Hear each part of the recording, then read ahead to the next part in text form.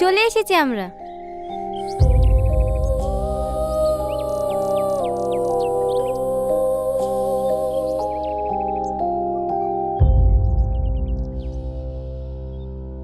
চাচা।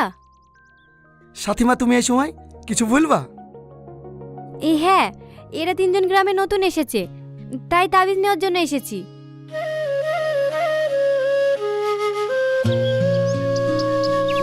এইসবের কোনো মানে হয়? ভালো একটা ডাক্তার দেখালে তো হয়, ছেলেটি অল্প দিনের মধ্যে সুস্থ হয়ে উঠবে। ওর সাথে যেটা হয়েছে সেটার জন্য ডাক্তার না, তন্ত্রমন্ত্রের প্রয়োজন।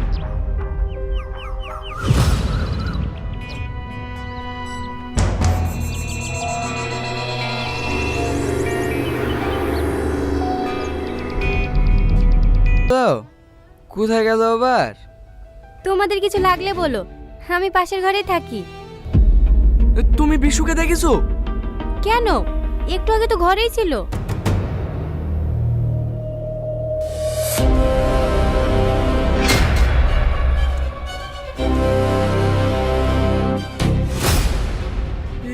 এটা তো বিশুর রাতে ছিল, ওই তাবিজটা।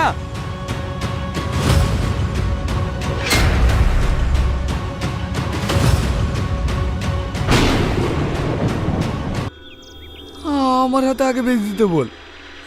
আমার যদি কিছু হয়ে যায় তাহলে আমার সোনা কাছে থাকবে। সোনা কে? গার্লফ্রেন্ড নাকি? না না, আমার পশু কুকুরের নাম।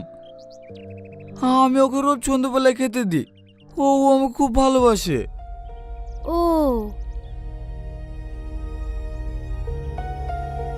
আমি তাবিজ পরবো না, যত সব কুসংস্কার। এসব আত্মা বলে কিছু আছে নাকি? তাবিজ না পড়লে কিন্তু আব্বু বাড়িতে থাকতে দেবে না। পড়লে না ভাই।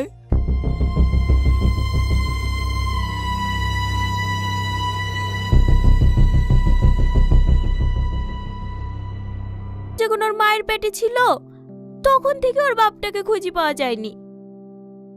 লোকে বলে যে ট্রেনে করে কাজে যাইছিল, ওই ট্রেনটা নাকি অ্যাক্সিডেন্ট করেছে। রোহনের জন্মের সময় ওর মাটাও মরে যায়। সেই ছোট থেকে ও আমার কাছেই মানুষ। সত্যি দাদি, তুমি রোহনের লেগে যা করেছো এ যে কারো বাপ মাও করবে না। আমার খুব চিন্তা হয় জানিস, আমি যদি চলে যাই তাহলে রোহনের কি হবে? দাদি কি সব বলছো বলো তো? তোমার কিচ্ছু হবে না। আমি চাইলেও তো আর সারা জীবন বেঁচে থাকতে পারবো না রে।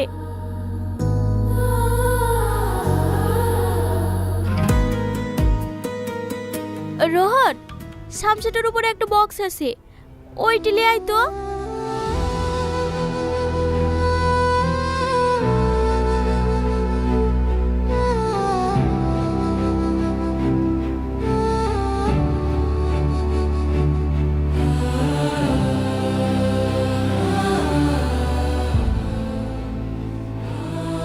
এখানে বেশ কিছু মেয়ের ছবি আছে। আমি রোহনকে কত করে বলবো, আমি থাকতে থাকতে একজনকে পছন্দ করে বিটা করে ফেল। আমার কথা তো শুনলো না। তোরা একটু বুঝি বল ওকে। দাদি আবার শুরু করেছো? হে উপরবালা, তুমি রোহনের দাদের মতন দাদি প্রত্যেকটা ঘরে ঘরে দিও।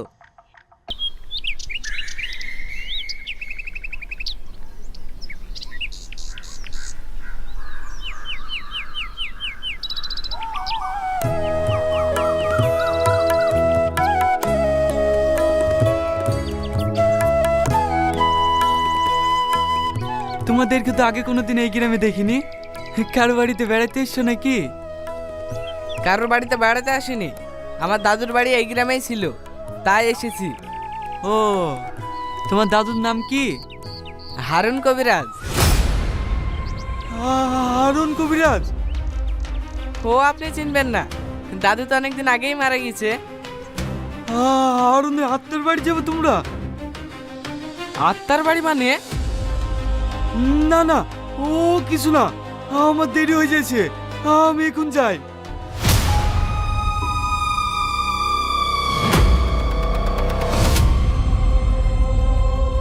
চাচা কিসের আত্মার বাড়ি কথা বলছিল? তোদেরকে বোকা পেয়ে মুরগি পানি দিয়ে গেল। আমার ভীষণ ভয় লাগছে ভাই। চ আমরা বাড়ি চলে যাই। আর এসব আত্মা আত্মা বলে কিছু হয় না, যত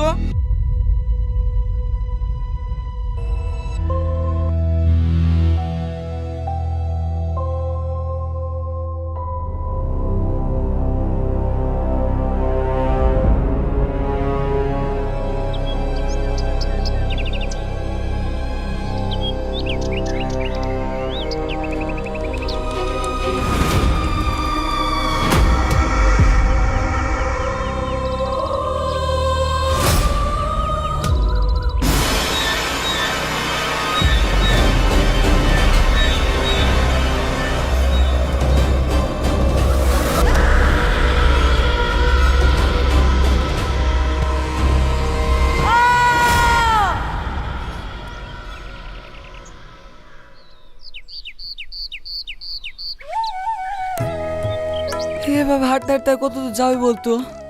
এটা থাকার জায়গা দেখতে হবে না? আমি আর বিষয় দিকটাই খুঁজি, তুই ওই দিকটাই দেখ থাকার কোনো জায়গা পাওয়া যায় কিনা। ঠিক আছে।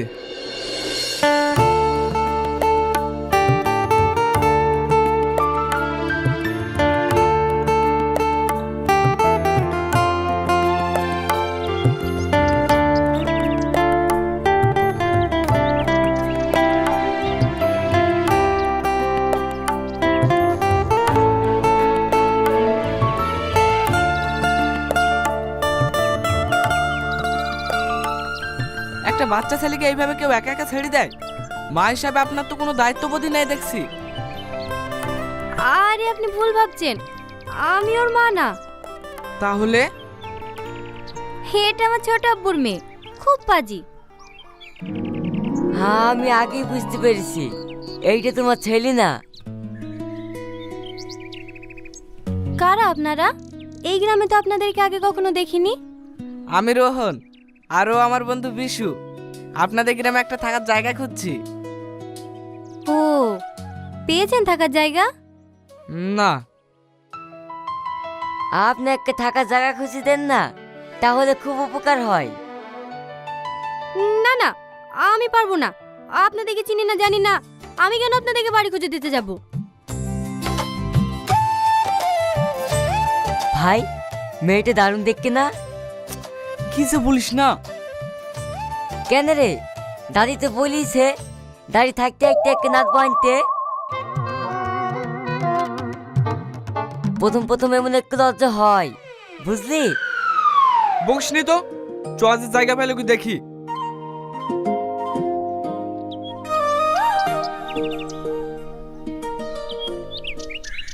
থাকার কোনো জায়গা পালি? হ্যাঁ, পেয়েছি। ইনি কে? আমি মনের কথা তো চেপে রাখতে পারিনি। দাদি, এখানে গুপ্তধনে কলছিলি কেনে? ও কিছু না, ওইটা রেখে দে। দাদি, গুপ্তধন মানে সোনা দানা টাকা পয়সা এই সব দেয় না? আমি জানিনি, তোরা ওইটা থুই দে। হে বলো না দাদি, আসল ঘটনা কি? তোর দাদু মাঝে মাঝে বলতো ওর গ্রামের বাড়িতে নাকি গুপ্তধনের কলসি আছে। দাদির গুপ্তধন? হ্যাঁ, কিন্তু তোর দাদু ওই গ্রামে আমাকে কখনো নিয়ে যায়নি। আমি জোর করলে সব সময় বলতো আমাকে তুমি হারাতে চাইলে চলো ওই গ্রামে। তাই আমিও সাহস করে কোনোদিন ওই গ্রামে যাইনি। তোর আব্বুকে তোর দাদু কোনোদিন যেতে দেয়নি। হে কিন্তু দাদি, দাদুর পুরনো বাড়িতে যদি সত্যি সত্যি গুপ্তধনের কলসি থাকে? সে থাকতেও পারে, কিন্তু তোরা যেন কোনোদিন যাসনি। যদি সত্যি সত্যি গুপ্তধনের কলসি থাকে তাহলে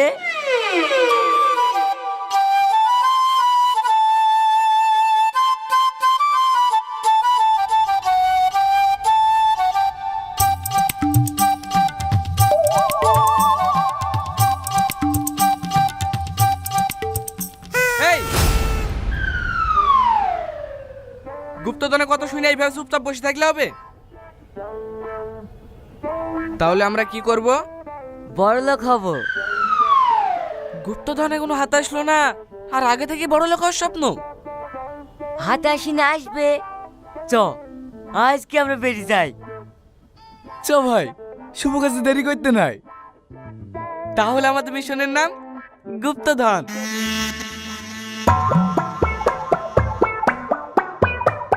তোর দাদুর গ্রামে বাড়ি কোথায়? জানিনি রে। তাহলে আমরা যাবো কি করি? আমি না জানলে কি হবে, আমার দাদি তো জানে।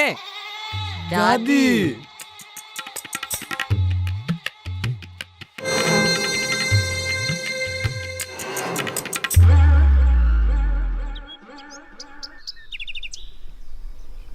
চাচা এই গ্রামের জমিদার। রাস্তায় চাচার সাথে দেখা হলো।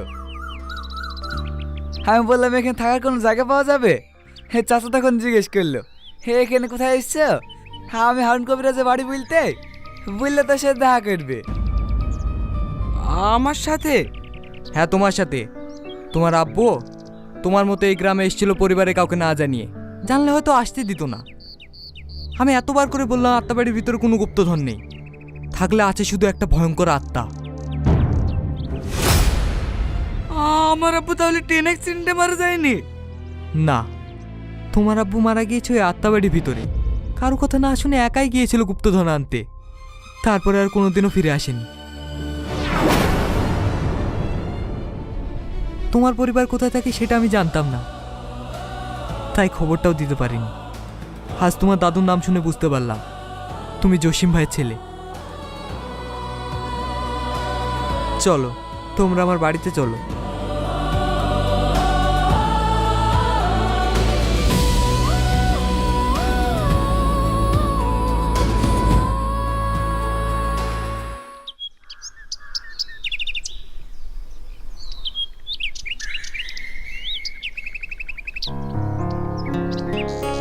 আপনারা পিছু করতে করতে আমার বাড়ি পর্যন্ত চলে এসেছেন।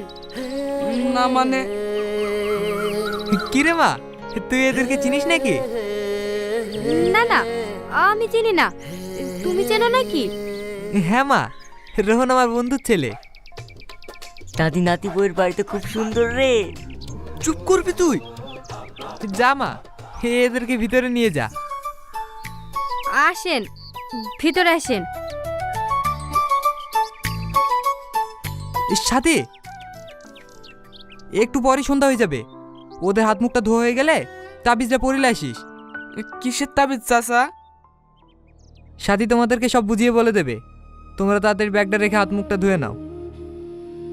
ঠিক আছে চাচা।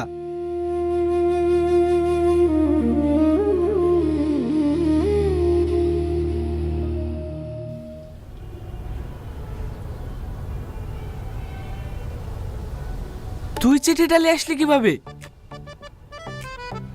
আমার নাম বিশু।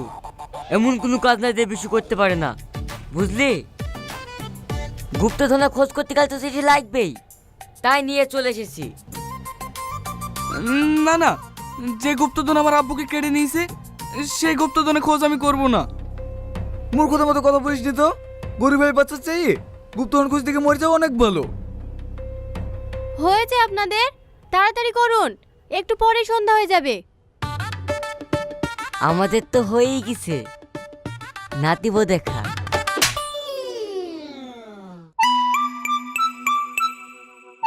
আপনি চলুন, আমরা আসছি। না না, এখনই চলুন, দেরি হয়ে যাচ্ছে।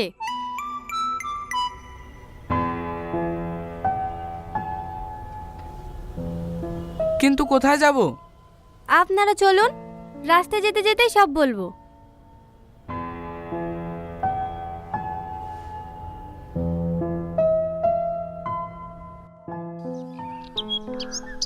আমরা ফকির চাচার কাছে যাচ্ছি তাবিজ নিতে। এই গ্রামে সন্ধ্যার পর পর আত্মা নেমে আসে। যাদের হাতে তাবিজ থাকে না তাদেরকে বশ করে আত্মাবাড়ির ভেতরে নিয়ে যায়, ওখানে নিয়ে গিয়ে প্রাণে মেরে ফেলে। এ যুগে এসেও তোমরা সব কুসংস্কার কিভাবে বিশ্বাস করো? কুসংস্কার না, যেটা চোখে দেখি সেটাই বিশ্বাস করি। এটা আবার বলো না যে তুমি আত্মা দেখিছো। যদি বলি হ্যাঁ, আচ্ছা, যাকে আত্মায় বশ করে তাকে তো প্রাণে মেরে ফেলে, তাহলে এ কিভাবে বেঁচে আছে? আত্মার বাড়ির চারিপাশে আমার একটা রেখা টানা আছে।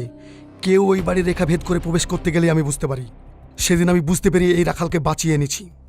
বাহ, আপনি দারুণ গল্প বানান তো। চুপ করবি তুই?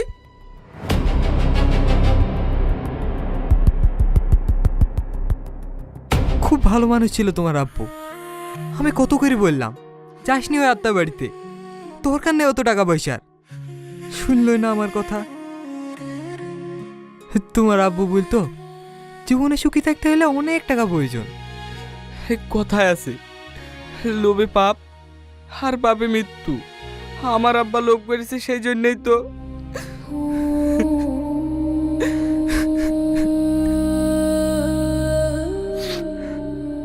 আমি পেটে থাকতে আব্বু মারা গেল, জন্মের সময় মাটাও মরে গেল। আমার কপালটাই কারা।